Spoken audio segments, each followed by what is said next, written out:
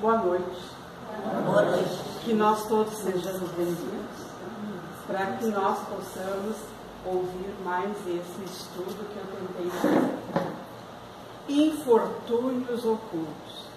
Quem me conhece sabe o quanto eu não gosto de falar em coisa triste, em coisa para baixo, que nos enterram cada vez mais. Eu gosto de enaltecer, de ser alegre na medida do possível. Mas também nós precisamos estar preparados a nos depararmos com tudo que possamos ter na nossa frente. E aí vem os infortúnios. De acordo com os dicionários, infortúnios significa uma situação infeliz, né? Uma situação até trágica, pode ser.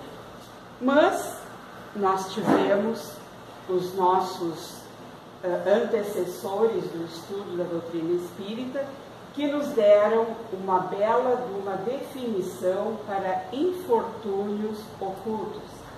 Dizem eles que os infortúnios ocultos vão descrever todos os sofrimentos que passam desapercebidos, né, nos lares sem queixas e sem coragem de sair pedindo ajuda, ou que estão impedidos de fazê-lo.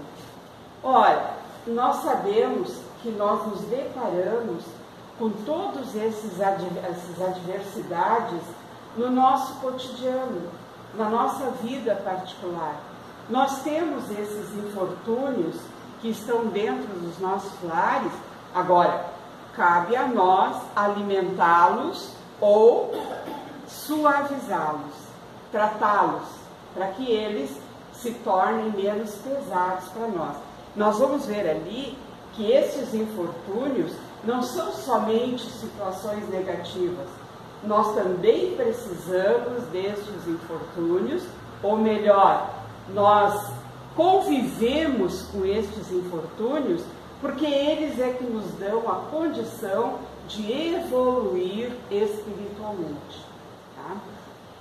Então, Kardec nos chama a atenção quando ele diz que todos os infortúnios ocultos, as desgraças particulares que cada um de nós tem, apesar de dispersas e sem interesses para a mídia, porque a mídia não vai publicar os meus infortúnios, não vai publicar os nossos infortúnios aqui, né? Isso não vende, isso não rende para a mídia, mas nós sabemos que ele existe. Então, todos esses pequenos e particulares infortúnios, às vezes, no âmbito geral, no somatório geral, eles se tornam uma quantidade e um peso muito maior do que qualquer flagelo que nós possamos assistir. Por quê? Porque nesses flagelos que a gente tem, a mídia propaga, né? E com a propagação da mídia, os recursos são bem mais amplos. Mas e a gente, quando muito, agradece por nós não estarmos envolvidos nesses flagelos. Né? Não menos meritório perante Deus. Estes pequenos infortúnios que eu enfrento, o Diniz enfrenta, que cada um de nós enfrenta, não significa que sejam menos importantes ou menores do que esses grandes flagelos que nós temos na humanidade. Por quê? Porque nós somos também, além de sermos filhos de Deus, né, Ele nos criou com propósitos e que nós devemos, seguindo estes propósitos, alcançar uma plenitude maior, um desenvolvimento maior.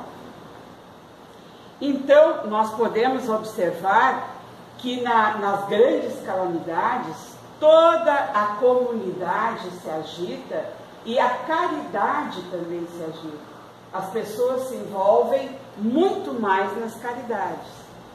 né? Porque os meus infortúnios são ocultos, ninguém sabe se na minha casa, eu digo de uma forma geral, também não deveria saber, né? Se na minha casa está faltando alimentos, se eu estou faltando calçado, se estou faltando remédios, né? Isso é uma particularidade de cada um, mas tem um objetivo para isso, tá? E aí os generosos se propõem uma série de impulsos para reparar todos esses desastres. Mas nós reforçamos, ao lado de todos esses desastres grandiosos e gerais, existem os desastres, os infortúnios particulares, que passam muitas vezes desapercebidos. Eu não sei o que é que tu estás passando nesse momento. Eu não sei qual é o objetivo que tu vens na casa, né? Eu não sei qual é a tua necessidade, né? Eu posso saber que a tua fé é que nos trouxe até aqui. Isso eu posso deduzir, mas na realidade saber mesmo eu não sei. Mas a espiritualidade é tão grandiosa que nos atende nessas pequenas necessidades, tá? Às vezes são as pessoas que são enfermas, né? Nós fizemos há pouco as preces pelos enfermos, e essas doenças por muitas vezes passam desapercebidas. Por outro lado, existem pessoas que aproveitam de certas situações doentias para fazer a comunicação com os demais. E aí, se a gente der uma cordinha, fala doença, doença, doença, doença, fala hoje de manhã, fala de tarde, fala de noite, fala para mim, fala para ti, fala para todos. Gente, o que é que nós vamos? Desculpem, eu concordo e aceito plenamente aqueles que discordam de mim, tá? Aceito. Mas eu acho que o que é que nós estamos fazendo com a nossa saúde?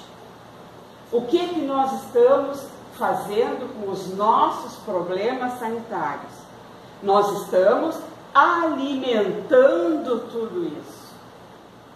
Ao invés disso, se nós nos propusermos, ao invés de falar doença, doença, doença, porque daí, às vezes, é um festival. Eu estou com uma dor. Eu hoje não dormia, e aí vem um cabedal, porque todo mundo tem. Gente, todos nós temos.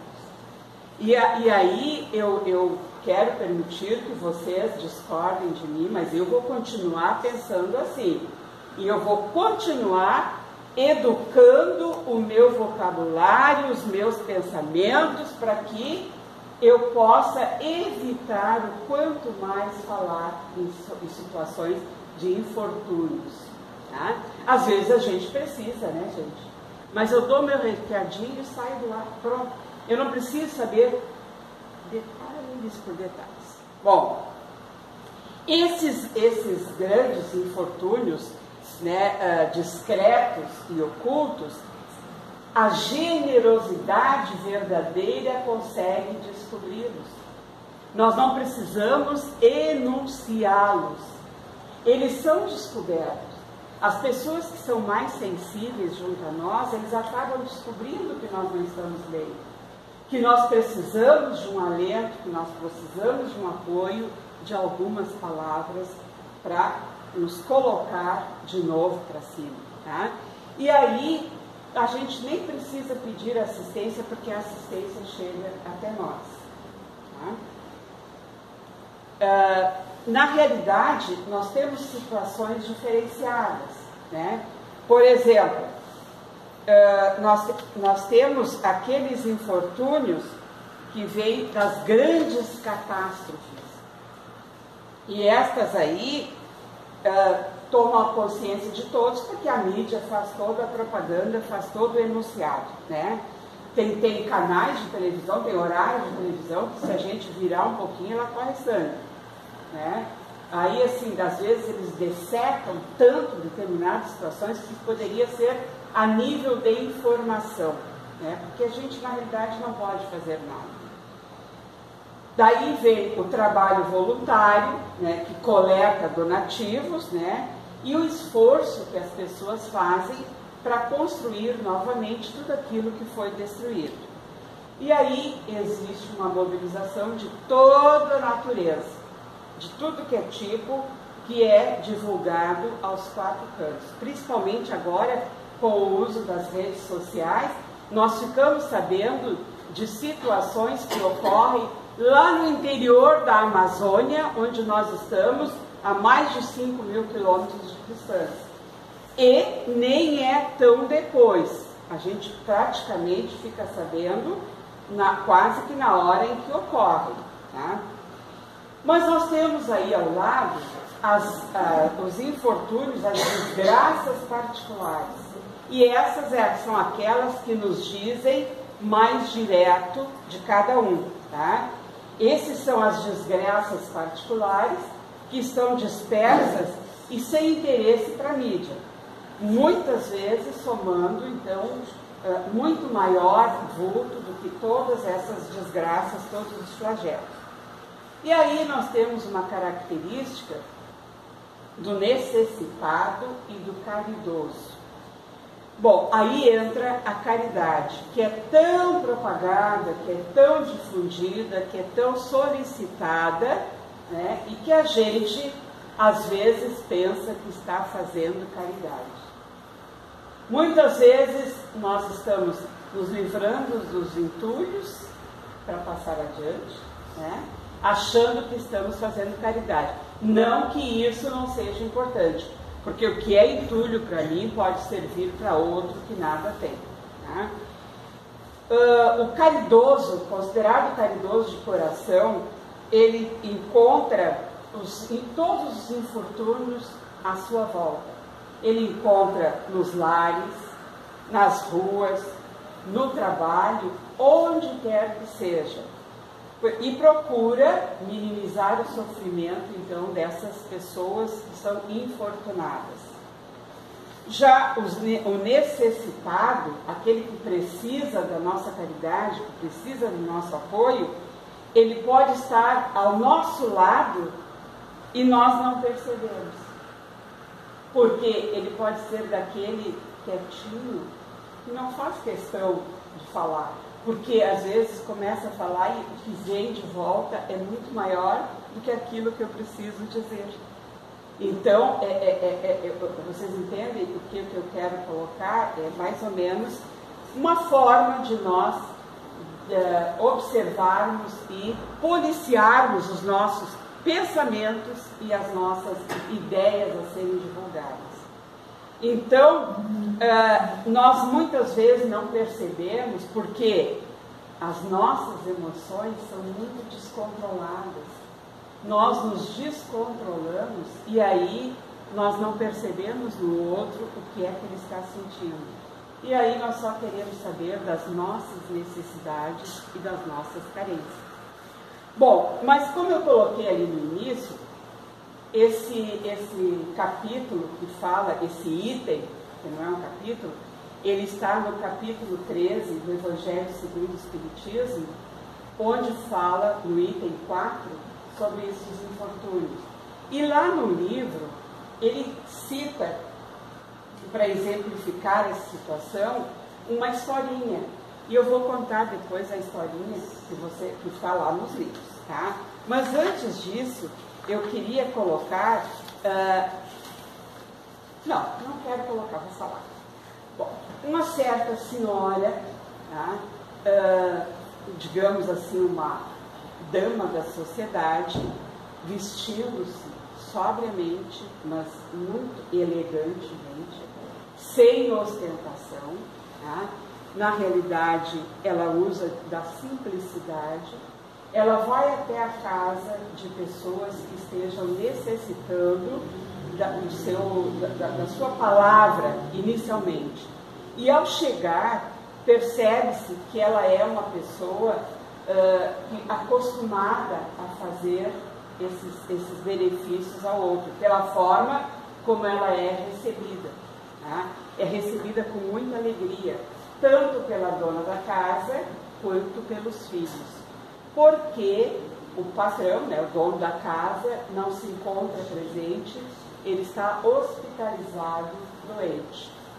Então, esta mulher leva consigo uma filha, igualmente bela, uma menina adolescente, e que também quer ajudar, que também quer levar a sua contribuição, fazer a sua caridade. E a mãe diz para ela: tu vais fazer a caridade com aquilo que eu te dou? Qual é o teu propósito de caridade? Isso não é caridade. Isso tu estás doando aquilo que eu te doei. Então, se tu queres realmente fazer a caridade, tu podes chegar em casa, pegar uma agulhinha, costurar umas roupinhas para as crianças, e aí sim tu estarás dando aquilo que é de ti para dar para alguém. E a menina absorve aquilo. Ela fica um certo tempo, conversa, leva palavras agradáveis e de ânimo e de força, de esperança, e retira-se. Porque dali ela vai até o hospital falar com o marido dessa senhora, o pai dessas crianças. Ela vai até lá levar palavras de consolo a este senhor. Então, ela aí está fazendo a verdadeira caridade. Quando ela chega, também o homem fica muito contente, fica muito feliz. Quando ela sai da casa da família, na esquina existe a história antiga, né? Existe uma carruagem, onde ela pega discretamente a carruagem para que aqueles que receberam dela não percebam que ela é tão diferente deles, pelo menos economicamente. Olhem a preocupação que ela teve ao fazer a sua caridade. E ela vai para casa prometendo voltar assim que for possível. No outro dia estava ela em casa, quando bate a sua porta uma destas pessoas que ela protege, que ela auxilia, e ela faz um pedido de silêncio e que ela não conte nada, onde é que ela mora e o que é que ela faz. Por quê? Porque não interessa saber o que ela vive, do que ela faz ocultamente também esses benefícios.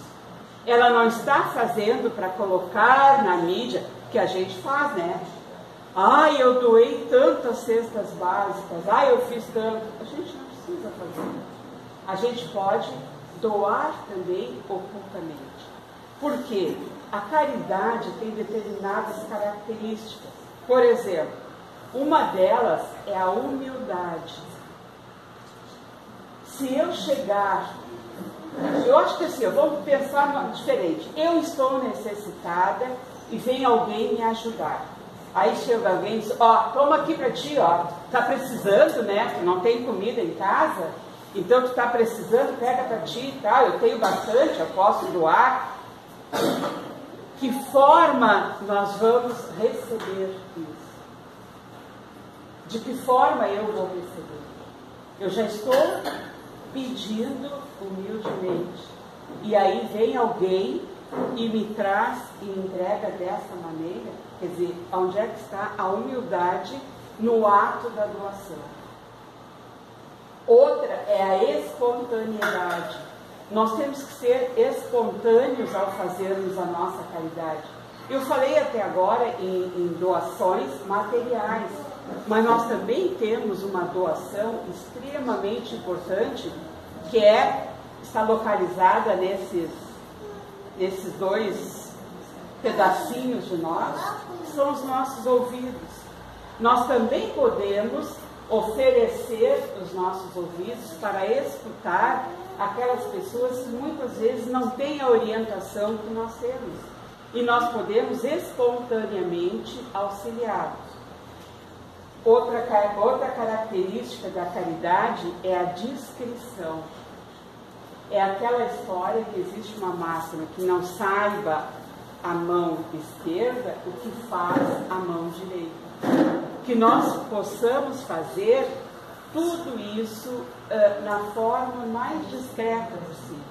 Porque, na realidade, o reconhecimento das nossas atitudes não está somente naquele que está recebendo, mas está na espiritualidade. E esse tem até mesmo o controle dos nossos pensamentos e das nossas intenções. Outra característica é o desinteresse.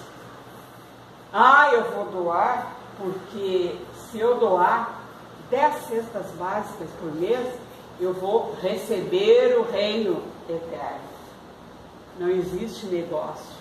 Lá não tem livro caixa que anote tudo isso que a gente está doando. Não, eu também não posso doar para que outras pessoas vejam que eu estou doando e me considerem uma pessoa caridosa. Nós temos que doar espontaneamente. Nós temos que fazer isso sem nenhum interesse outro que não seja o auxílio aos demais. E por fim, uma outra característica da caridade é o amor ao próximo. Nós fazemos tudo isso porque nós amamos. Primeiro, eu me amo a ponto de eu poder me desprender das situações que eu tenho para passar adiante. Seja material, seja o meu tempo, seja o meu conhecimento, seja o meu exemplo, né? Que a gente tem que, não pode esquecer do exemplo, né? Que a gente tem que também passar adiante. Então, nós vamos voltar lá para aquela senhora que ninguém sabe dela. Ninguém sabe o nome que ela tem, ninguém sabe o endereço de onde ela mora, acabou sendo descoberto, ela pediu que não divulgassem, né? Por quê? Porque não é isso o que deve ser colocado nestes momentos. E, ao mesmo tempo, ela ensina para a filha dela o que tem, o que é beneficência. Que não tem, quem não pode doar o que é seu, pode emprestar o seu tempo cuidando dos doentes, fazendo esses pequenos trabalhinhos de costura, brincando com as crianças, né? São situações que a gente pode fazer e que não envolvem grandes custos, vamos dizer assim. Nós temos bastante dificuldade, que eu já falei sobre isso, né? Para descobrir, então, a causa dos nossos sofrimentos. Muitas vezes, nós não conseguimos identificar. Sabemos que sofremos, mas nós não identificamos.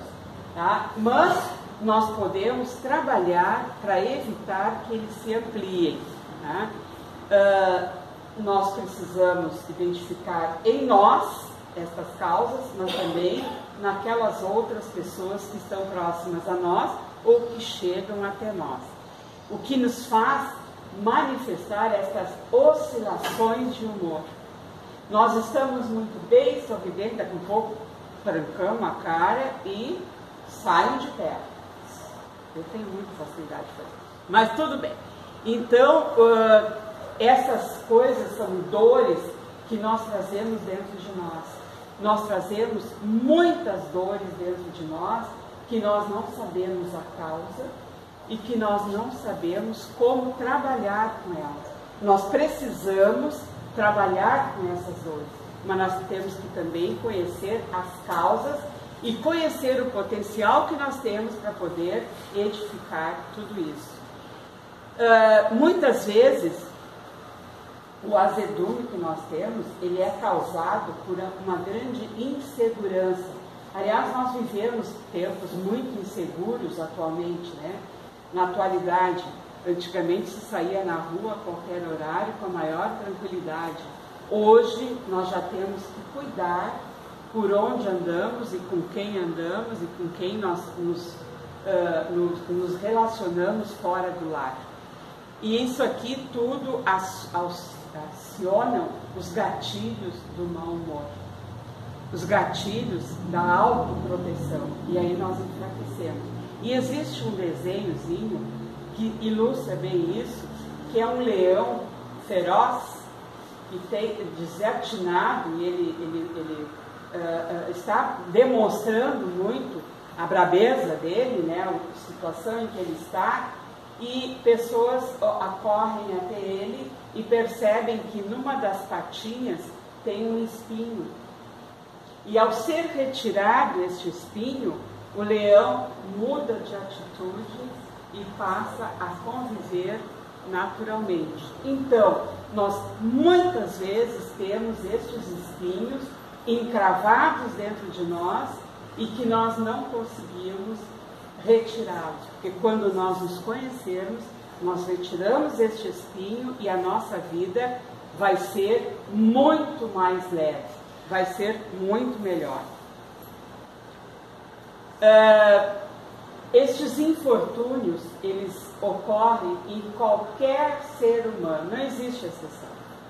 Pode ser a melhor pessoa do mundo, mas tem momentos que ela vai vacilar, que ela vai se deparar com essas situações desagradáveis, né? Que, por vezes, se a gente não cuidar, pode se tornar uma grande tragédia, né?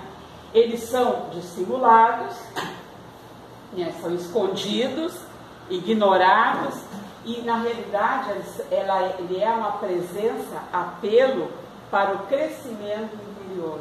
Nós precisamos deles para evoluir. Se nós soubermos tirar o proveito disso aí, nós ganharemos em evolução espiritual, que é a nossa tão consagrada reforma íntima, né? Nós precisamos nos esforçar para alcançar esses patamares da paz e da alegria perfeita, que um dia nós alcançaremos. Nós estamos indo para esse progresso. Se nós tivéssemos oportunidade hoje de olhar para trás, nós veríamos o quão rudes nós fomos, o quão brutos nós já fomos, e nós estamos evoluindo cada vez mais. Sem o curso desses eventos, né, todos se contentariam com essas paisagens normais, né, dessa névoa carnal que nós temos, desse corpo que nós abrigamos, né, que abriga o nosso espírito, e aí sem aspirar à ascensão e nem à imortalidade, porque nós acreditamos na imortalidade da alma. Então, eu teria aqui, mas eu publiquei, eu sabia que não ia dar tempo, porque é meio longuinho, eu publiquei no Facebook da casa, eu publiquei essa caridade essencial. Não vou ler, não precisa se preocupar, porque ele está lá, tá? E, inclusive, eu vou deixar aqui na tela, se vocês depois quiserem dar uma olhadinha, nós estamos aqui. E é isso que nós tínhamos hoje, para falar sobre todos esse assunto, que embora seja muito, né, quer dizer, dependendo da forma que nós abordamos, ele pode ser pesado, mas nós podemos suavizar através da conexão com os nossos pensamentos, com a leveza que nós podemos transformar os nossos pensamentos, para que nós consigamos conviver conosco e com a sociedade e com o âmbito geral que está com o nosso planeta. Muito obrigada.